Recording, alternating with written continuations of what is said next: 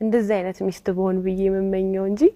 እንደዚህ አይነት ባል ቢሆን ብዬ ብዙ መስፈርት የለኝም ለራሴ ግን አለኝ ያንቺ የሚስትነት መስፈርት ምንድነው መጽሐፍ ቅዱስ ላይ ያለችው ሴት አለች አይደል ጠንካራ ባሏን በብዙ ነገር የምታግዘው በደከመበት ማገዝ ፈልጋለሁ በጣም ከሱ እየጠበቅኩኝ ህይወቱን ማክበድም አልፈልግም ለልጆቼ መልካም እናት መሆን ፈልጋለሁ ቤቴንም ወድ ሴት በቃ እንደዚህ እንዲህ ብዬ መጽፈው ነገር የለም ብዙ ጊዜ መጽፈው ማቀዳውም ነገር ግን ለዛ ነገር ራሴን ሬዲ ለማድረግ ዝግጁ ለማድረግ አቅሙን ሰጠኝ እኔ በጣም ደካማ ሰው ነኝ እንደምታየኝ አይደለም ማለት ትንሽ ነገር ሴንሲቲቭ ነኝ አዎ በጣም ማለት እና ብቻዬን አልችለው ስለዚህ ቶሎ እቅዶቼን እንትኖቼን ምናምን በቃ እግዚአብሔርን ጸጋን ሰጠኝ ማለት ነው እንግዲህና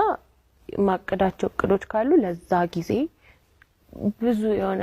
የሚፈትን ጊዜም ሊመጣ ሲል ምናምን እሱንም ወጣበትን እንትን ሰጠኝ ጥሩ ነገር የሚመጣ ከሆነ ደግሞ እንዳላጣው ዋጋውን እንዳያሳጣኝ አዎ ይሄ እንደቀላል ነገር እንዳለው መልካም ነገር መጥቶ ህይወቴ ላይ ጸልያለሁ እያልኩ ፈራተባ